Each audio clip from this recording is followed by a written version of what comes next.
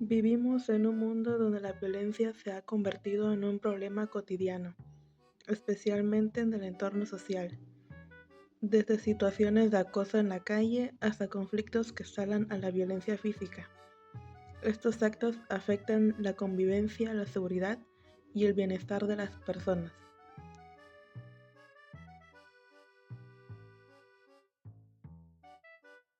La violencia se define como el uso intencional de la fuerza física o el poder, ya sea de manera real o como amenaza, contra otra persona o un grupo, que resulta o tiene una alta probabilidad de causar daño físico, psicológico o incluso la muerte. En el entorno social, la violencia puede manifestarse de distintas maneras, desde agresiones verbales hasta actos de exclusión o discriminación.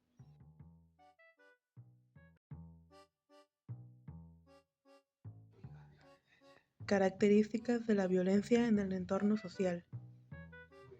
Intencionalidad.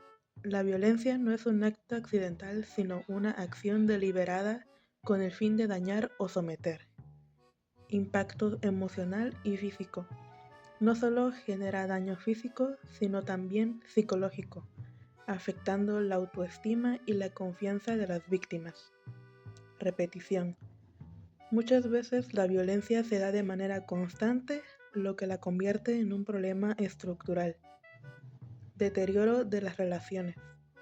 Afecta la cohesión social, promoviendo el miedo y la desconfianza entre las personas.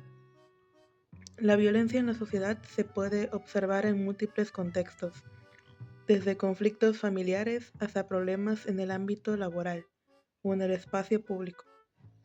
Este tipo de violencia, al ser persistente, genera un ambiente hostil que afecta al desarrollo personal y social de quienes la padecen.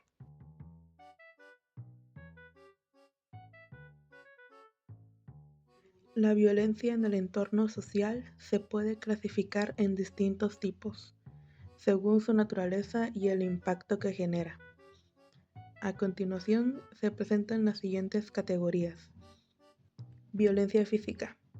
Es la más visible y comprende cualquier acto que cause daño corporal a otra persona, como golpes, empujones o agresiones con objetos. Este tipo de violencia genera miedo y puede derivar en consecuencias graves tanto físicas como emocionales. Violencia psicológica o emocional. Incluye conductas que dañan la estabilidad emocional de la víctima, como insultos, amenazas, humillaciones o el menosprecio constante. Aunque no deja marcas visibles, su impacto puede ser profundo y duradero. Violencia verbal. Se refiere a expresiones orales ofensivas o hirientes que buscan dañar la dignidad de una persona. Los insultos, gritos y comentarios despectivos son formas comunes de este tipo de violencia. Violencia simbólica. Es más sutil y se manifiesta a través de normas, valores o símbolos culturales que perpetúan la discriminación o el control sobre determinados grupos sociales. Un ejemplo de esto es la discriminación por género o etnia. Violencia estructural. Se da cuando las instituciones sociales mantienen condiciones de desigualdad, marginación o exclusión. Este tipo de violencia no es siempre evidente, pero afecta a grandes grupos de personas y limita su acceso a derechos básicos. La clasificación de la violencia nos ayuda a entender mejor su complejidad y las diversas formas en que afecta a la sociedad, mostrando que no siempre se trata de agresiones físicas, sino también de conductas que dañan el bienestar emocional y social.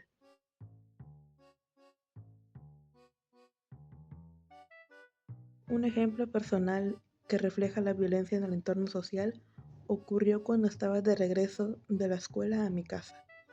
Un hombre en una moto se me acercó y comenzó a seguirme por un buen rato. Esto sucedió unas 3 veces más en diferentes días y siempre era con el mismo sujeto. Aunque no hubo una agresión física directa, el simple hecho de ser perseguida generó en mí una sensación de miedo, vulnerabilidad y estrés, que es precisamente lo que caracteriza a la violencia en el entorno social. Ese tipo de situaciones nos hacen vivir con temor constante, afectando nuestra tranquilidad y seguridad.